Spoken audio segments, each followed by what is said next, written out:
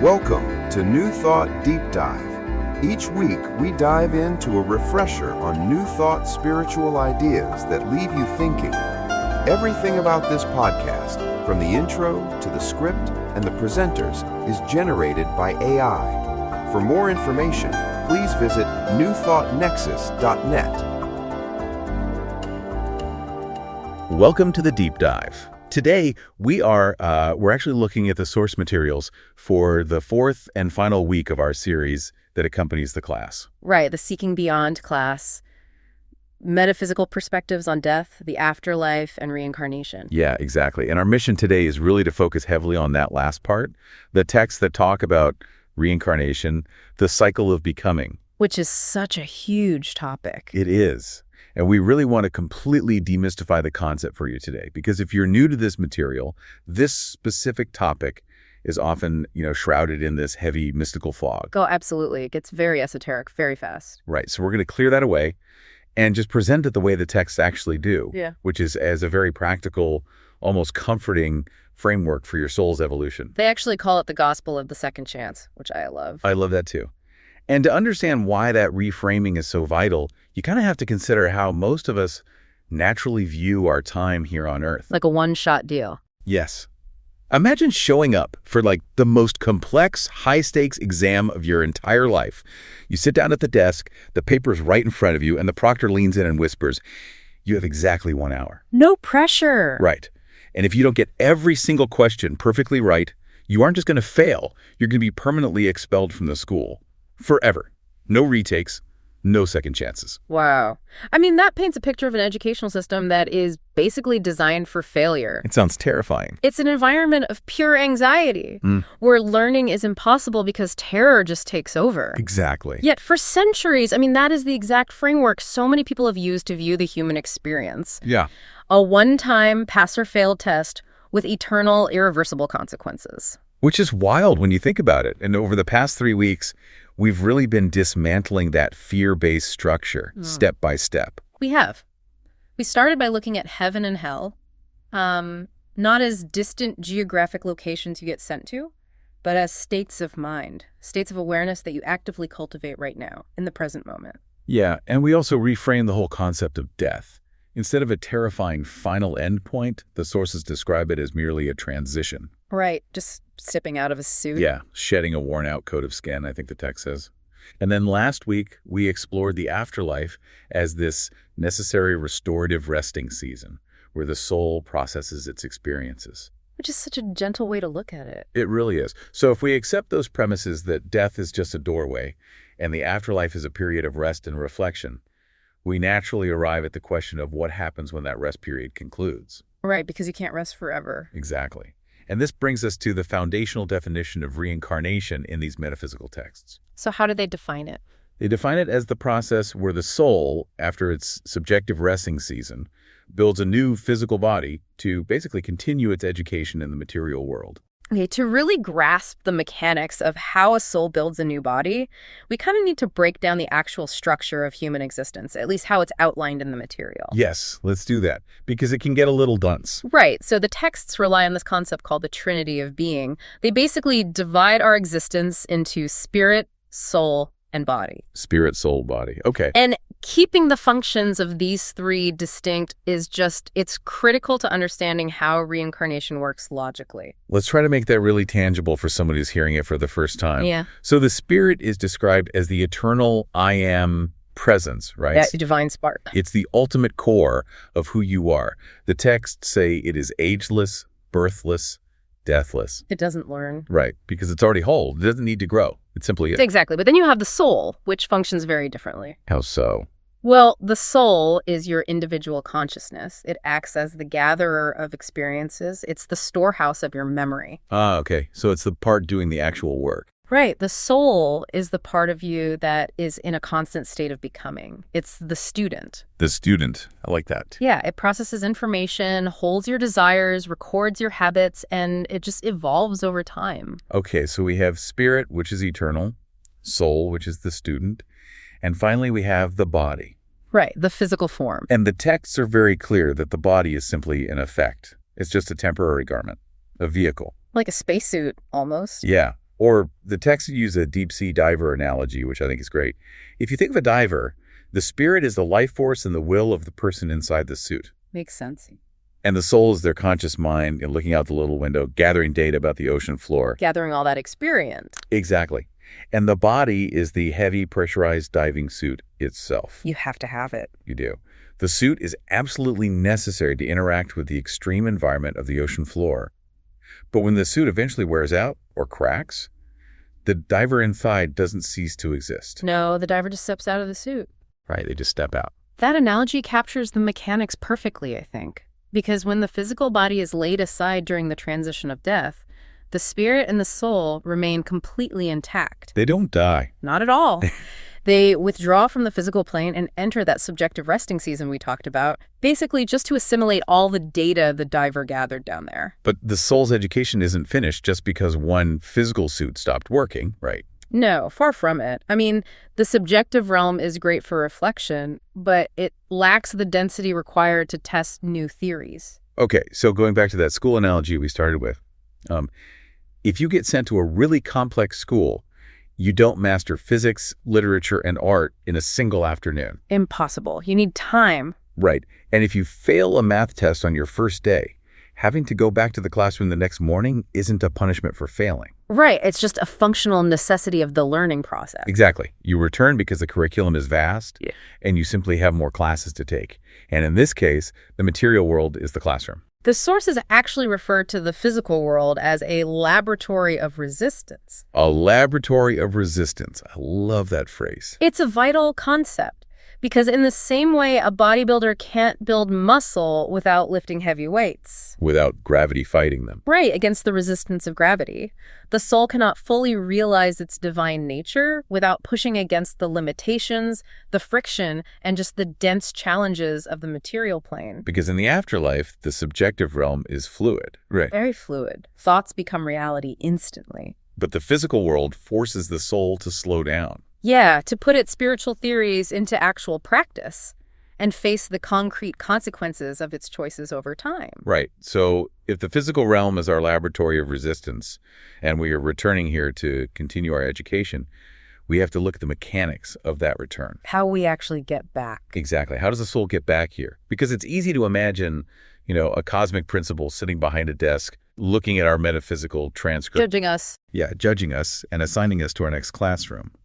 But the texts explicitly reject that idea. They do, completely. Yeah. And this introduces the core principle of individual sovereignty. Individual sovereignty. Right. There is no external cosmic principle dictating your fate. You are not a pawn being moved around a chessboard by some detached deity. So who decides? You do. During the resting season, the soul acts as a master architect. It surveys its own progress, identifies its blind spots, and actively chooses the optimal conditions for its next phase of learning. Wow. The soul selects the circumstances, the environment, and even the parents, based entirely on the specific curriculum it requires for its continued evolution. Okay, I really want to look closely at the mechanics of this selection because this is where a lot of people push back on the idea. Sure, it sounds crazy to some people. Yeah, because if I am the sovereign architect of my own life, why would I ever choose a difficult one? I mean, the ego says, I would choose to be born into a life of absolute luxury, perfect health, sitting on a private beach. Right, just relaxing for 90 years. Exactly. It seems totally counterintuitive that a soul would ever intentionally select a situation involving, vulnerability, poverty, or physical pain. That pushback makes perfect sense from the perspective of the physical ego, because the ego prioritizes comfort and preservation above everything else. That's its job. Yeah, but the soul operates on a completely different value system. The soul prioritizes growth. It prioritizes the realization of its own inherent power. So if a soul recognizes during its resting season that it lacks, say, profound empathy, it cannot learn empathy by sitting on a beach in uninterrupted luxury. Because there's no resistance. Exactly. So it might organically align with a life path that includes marginalization or reliance on others, because experiencing that vulnerability is the exact friction required to awaken the muscle of empathy. It's a matching of needs and capacities. The soul isn't picking pain for the sake of pain. No. It's selecting the specific resistance required for its next breakthrough. That's beautifully put. But I'm wondering, what actually drives the soul out of that peaceful resting state in the first place? It takes an immense amount of energy to build a new physical body and enter such a dense environment. It does, and the texts identify the engine for this process simply as desire. Just desire. Yeah. Desire is framed here as the fundamental animating energy of the universe. It is the raw impulse of the spirit seeking to express itself in form. Okay, and the sources use a really brilliant compass analogy Yeah. to explain how this operates mechanically. Let's share that. Yeah, go ahead. So you take a compass and you shake it violently or spin it in circles. The moment you set it down, that needle is magnetically drawn to point north. Right. Instantly. It has no choice in the matter. It's just a response to an invisible magnetic field. Yeah. And according to the texts, the soul is magnetically drawn back to the physical world by its own unfulfilled earthly attachments. The compass needle points to Earth. Yes. If you transition out of a physical life, while your consciousness is still completely tethered to, say, the desire for material wealth or physical sensations or even deep-seated grudges and resentments, those subjective thoughts act as a heavy magnetic weight. Those dense thought forms literally prevent the soul from remaining in the lighter, purely spiritual frequencies. Because they're too heavy. Exactly. The universe is governed by this neutral law of mind that perfectly and lovingly responds to our beliefs. So if your soul holds a deep-seated subjective belief that it needs material power to feel complete, the universal law complies. It gives you what you want. Right. It provides the necessary materials, a new physical garment, a new environment, so you can drop back into the dense physical plane and pursue that power. Wow. So the law just allows you to keep chasing those material attachments lifetime after lifetime until you finally realize through your own exhaustive experience that they just cannot provide lasting peace. The universe is infinitely patient. It basically says, oh, you still believe acquiring $1 million will solve your spiritual emptiness. Here is another lifetime and the exact circumstances required to test that theory out. Yeah. Test away. But this brings us to a critical intersection. If our unfulfilled desires magnetically pull us into specific circumstances, how do the texts account for the suffering that happens once we get here? Ah, the big question. Right, because when people experience painful events, they often label it as karma. And in popular culture, karma carries a tremendous amount of baggage. Oh, totally. The cultural understanding of karma is almost entirely rooted in fear. Definitely. It's widely viewed as this system of cosmic vengeance, like an invisible ledger kept by an angry universe, ensuring that if you hurt someone in a past life, you will be punished with an equivalent injury in this life. Right, an eye for an eye philosophy projected onto the cosmos. Exactly. But the metaphysical texts we're studying completely dismantle that view. They present karma not as a judge, but as a neutral mathematical law of cause and effect. It's simply the law of universal balance. I think the analogy of garden soil from the sources is incredibly clarifying here. Let's hear it. Well, if you look at a patch of garden soil, it has no agenda. The soil doesn't judge the gardener. Right. It doesn't hold grudges about what you planted last year, and it certainly has no desire to punish you. Its only function is to take the seed you provide and multiply it. That's all it knows how to do. Right. If you plant a tomato seed, the soil's mechanics will grow a tomato. If you plant a poisonous weed, the soil will dutifully grow a poisonous weed. The soil simply returns what is planted. And karma operates as the spiritual and mental equivalent of that soil. Oh, interesting. Yeah, it's an educational mirror, really, reflecting your state of consciousness back to you in physical form. So when the soul plants seeds of discord, selfishness, or fear through its thoughts and actions, the universal law naturally produces discordant, restrictive experiences. But not as a punishment. No, it doesn't do this to inflict pain. It does this to gently but firmly guide the soul away from error.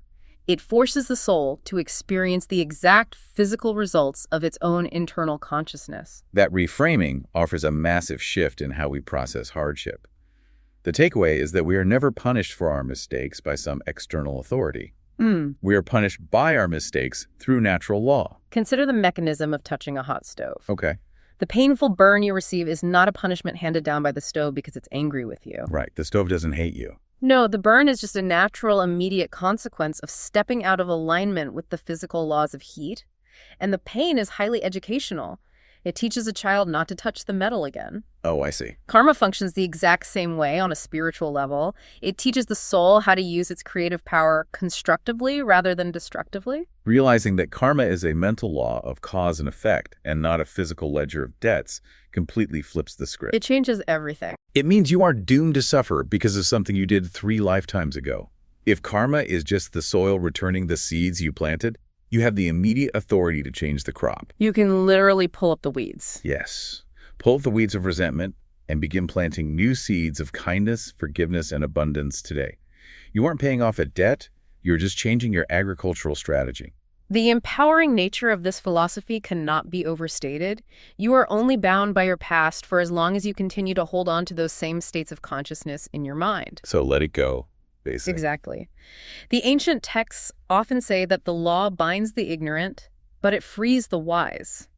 Once you understand the mechanics of how your thoughts and choices construct your reality, you can consciously use that exact same law of karma to build a life of profound harmony. But tracing the cycle logically leads to another pretty common concern. What's that? If we're constantly planting seeds, learning lessons through resistance, realizing our errors, shedding our garments, and coming back to try again, does this just go on forever? Right, like we're stuck. Yeah. Are we trapped on an eternal treadmill of birth, death, and rebirth? Well, an endless loop would be incredibly exhausting. Very. But the texts are very reassuring that this is not the case. Reincarnation is not a permanent state of affairs. The sources describe it as a makeshift. A makeshift. Yeah, a temporary pedagogical tool used by the universe. Think of it like training wheels on a bicycle. Okay. The training wheels are absolutely essential when you are first learning the mechanics of balance and momentum. But once you have mastered balance, the training wheels serve no purpose and are removed. I love that. And the spiritual equivalent of removing the training wheels is what the texts refer to as liberation, regeneration, or attaining Christ consciousness. Right. The cycle of earthly rebirth is only necessary as long as the soul is still learning how to master its own thoughts and is still fooled by the illusions of the material world. And once it gets it. Once the soul has exhausted its material desires, learned its curriculum of empathy and power, and fully realizes that the I am within is entirely one with the universal spirit, the cycle concludes. The soul graduates. Yes, it graduates into purely spiritual realms of existence, and the heavy physical garment is no longer required. This graduation is the ultimate goal of the cycle of becoming. And, while we're discussing this in the context of our current class, it's really vital to recognize the deep historical lineage of these concepts. Oh, for sure. This framework is not some modern internet invention. Not at all. This specific understanding of the soul's progression spans vast stretches of human history and philosophical thought. The sources actually provide some really fascinating historical context. Like, thousands of years ago, Pythagoras taught reincarnation not as a mystical punishment, but as the precise mathematical method by which the soul learns the harmonics of the universe. He viewed it as a system of ultimate justice and education. Yes. And in Eastern traditions, Gautama Buddha taught it as an immutable law of cause and effect. He used this really beautiful analogy of lighting one flame from another to describe how the continuity of consciousness moves from life to life. That's a great image. He emphasized that outgrowing our earthly attachments was the key to stepping off the wheel of rebirth and achieving nirvana. And we also see this philosophy deeply influencing modern pragmatists, which is interesting. Oh, right. The texts highlight Henry Ford, who is largely remembered for industrializing the modern world. Right. Assembly lines, cars. Yeah, well, Ford publicly embraced reincarnation, and his reasoning was incredibly practical. He stated that discovering reincarnation meant time was no longer limited. That's huge. Because before encountering this philosophy, he felt the crushing anxiety of needing to accomplish everything in a few short decades. Which is exactly how our opening one-hour exam scenario feels. Precisely. But once Ford integrated the concept of reincarnation into his worldview, he realized he wasn't a slave to the clock. He had time. He recognized that the experiences, knowledge, and patience he gathered in this lifetime were permanent acquisitions of his soul, which would just be carried forward into his next life. It gave him the ultimate freedom to think long-term, to experiment, and to build without the panic of an impending final deadline. Synthesizing the ancient wisdom of Pythagoras and Buddha with the practical application of Henry Ford reviews why these texts are so valuable. They completely transform the heavy, fearful weight of the human experience. They really do. They take the confusing, painful, and seemingly unfair aspects of life and organize them into a manageable, optimistic, and highly purposeful classroom. And as we wrap up this 4-week journey into metaphysical perspectives on death and the afterlife, we can see the full architecture of this philosophy. We started by dismantling the geography of fear, right? Proving that heaven and hell are internal creations. Yeah. We established that you are, at your core, an eternal being. There is no angry judge waiting in the sky to review your 1-hour exam. No 1-hour exam. No final destructive end, and there is absolutely no permanent failure. There is only the ongoing cycle of becoming, driven by the gospel of the second chance. The challenge for you, the listener, is to take this framework and apply it to your Tuesday morning. Look at your current life through this specific lens. If your current struggles, the difficult boss, the financial hurdle, the health challenge, are not random cosmic punishments, but rather a highly specific self-chosen curriculum designed to build a spiritual muscle you currently lack, how does that change your approach to tomorrow? It's a huge shift, moving away from viewing yourself as a victim of a chaotic universe and stepping into the role of an empowered student changes the entire paradigm of how you treat yourself and others. The soil of the universe is neutral, and it is waiting. What seeds are you choosing to plant right now in this moment? That's the real question. And to leave you with one final mind-expanding idea from the broader texts to ponder as you go about your week.